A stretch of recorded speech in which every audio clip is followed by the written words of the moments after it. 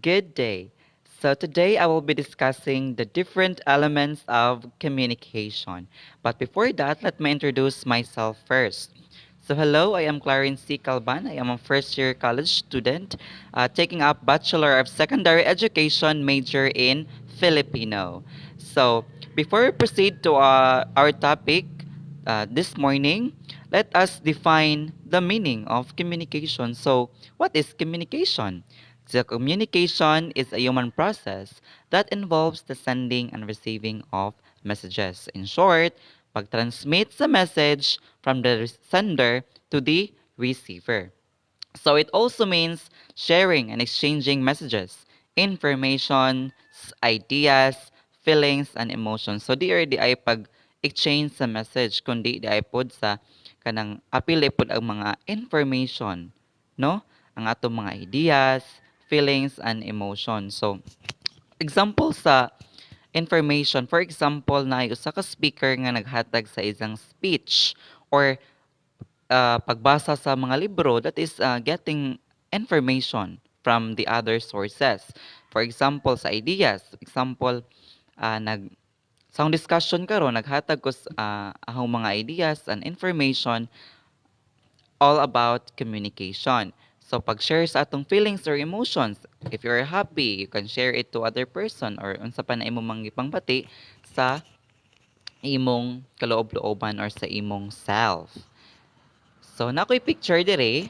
So nagpakita ang picture nga naay mga tao, nagamit sila og mga electronic devices, naay nagamit og tablet, naay nagamit og cellphone, naay laptop, naay books, naapoy envelope, no? Unsa may sud sa envelope, 'di ba? Mga messages or mga anything that pwede sa ibot nga natong mga informations.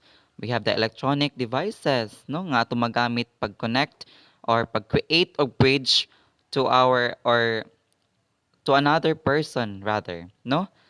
Pag-read og books, pahong giingon ganina to uh, pagkuha og information gikan sa mga books or other social media, for example. That is an example of communication. So let us now proceed to the elements of communication. So what are the elements of communication? So we have the first element, we have the sender. So the sender is the source of information or message, delivers or transmits the message to the receiver. So mayon tag sender si ja mao ang gigikanan sa maong message nga gi-transmit padung didto ni receiver. So for example sa atong sports, for example ni ha, akong gitagag example. For example, is volleyball. For example, nagduwa ka sa imong friend. O, no? Ikaw mao ang ning spike or ning serve sa maong bola. So, kibali, ikaw mao ang sender. So, dali raman kaayo sabton ang unsay meaning sa sender. So, sa ikaduha nga elements, we have the receiver. So, the receiver decodes or interpret the message sent. The person who receives the message from the sender. For example, na-send na ang message gikan ni sender. So, dawato na siya ni receiver. So, ang si receiver, mauna na siya ang mobasa, mauna na siya ang mo-interpret, musabot sa maong message nga gisend gikan ni sender. Okay, for example, sa volleyball gihapon, nag-send na si sender sa bula or nag-serve na siya sa bula, gidawat na ni receiver. Okay, sa di ba sa jud ra kaadyo mo ra kay balin na siya og nag nagpasapasahay ra si ita og message or ning agi ra gyapon siya og cycle. So, let us proceed to the third element of communication. We have the message. Unsa din ang message? So ang message mao na ang information, ideas or thoughts conveyed by the speaker in words or actions. So mao na siya ang gitransmit ni sender padung ni receiver.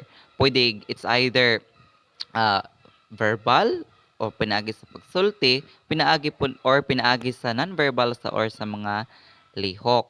So example dire sa katong ganinang volleyball pag spike naho gi-receive sa ang amigo, ang maahong gi-spike mao ang bola. So it serves as the message. So pwede rin ni jag cycle, no? dali ra kayo masabtan kung unsa di nang message. Sa ikaapat nga element, we have the channel. So the channel, they serve as the vehicle used in transmitting messages or ideas. So mauna na siya ang ah, main transmit sa message o muna siya ang gigamit sa pag-transmit sa message o pag-send sa message from the sender to the receiver. It's either, it can be personal or non-personal, written, verbal or non-verbal. Sa ako nang giingon ganina.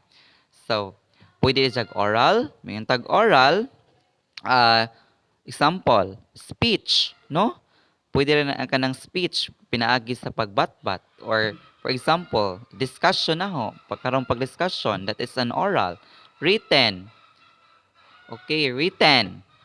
We have the books, novels, kanang mga newspapers. That is an example of written. We have the electronic. Unsa man ang electronic? Social media, kanang messenger, kanang email mo natong ginagamit sa pag-communicate kanang mga karon, especially sa Generation Z, ang mga email or mga electronic mails. We have the image or symbols. Unsa man ang mga image? We have pictures, mga ingana, basta anything image or related to image and symbols. We have the sounds. Unsa man ang sounds? Kanang mga bells, kanang mga sound sa bells, sa kanang mga pag-clap sa atong hands. Mo na example sa sounds.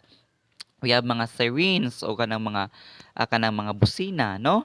And also silence, pag-pause nga na. So makakuha another example sa channel, we have the radio, kanang pagtanaw og mga videos, sa pinaagi sa videos, magkuha tag information. That is an example of channel. So number 5. So feedback. Unsa din ang feedback? So feedback is the reactions, responses, or information provided by the receiver. So mao na siya ang pag example, pag send ni sender dito ni receiver, gidecode ni receiver, unja iyang gi-replyan, ang reply mao kibalito ang feedback. Unsa may iyang reaction pagkadawat niya sa kanang message. Pwedeng emotional ba na sadya ang iyang pag-reply or pag-feedback dito ni sender or ang mga responses o ang mga information provided by the receiver. Kung niagi ra na jag cycle. For example, sa katong volleyball ganina, pag spike, hapak, receive ang bola ni receiver, which is the ball serves as the message, diyang receive. Pagka mag-receive, diyang dawat with force, isa na pong gitira. Pagka magtira, ning balik na pod ni kuan. Mura ra kay balik na sa cycle ang atong communication. So let's proceed to the last element, which is the noise or barriers. For example, no, daghana yung noise ang barriers.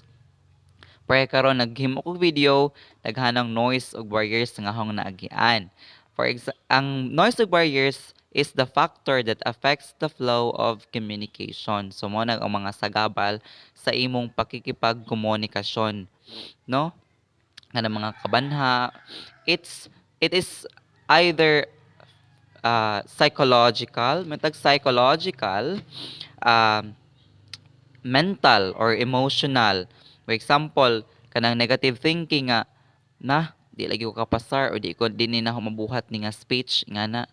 So, mo na example sa psychological. Sa B, which is physiological. Matag physiological bodily conditions. Matag ka nang gikubaan ka, nga na, anang murag nangurog kas kakuba. Mo na example sa physiological.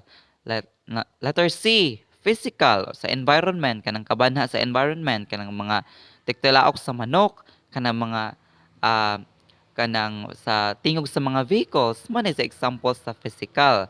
And last, we have the semantic. Muntag semantic, this is the misunderstood words, lack of information or mispronunciation. Kanang bitang dili mga sabtan nga mga words, that is an example of semantic. Or pwede rin jag kanang mispronunciation, kanang wa na mao-pronounce nga mga words. Maka-cause po na siya og barrier sa usa ka communication. So before we end, Let us recall what is communication. So, communication is a human process that involves sending and receiving of information or messages. So, the elements of communication, we have the sender, the receiver, message, channel, feedback, noise, and or barriers. So these are the elements of communication and the meaning of communication. So hope you understand my discussion. So thank you and God bless.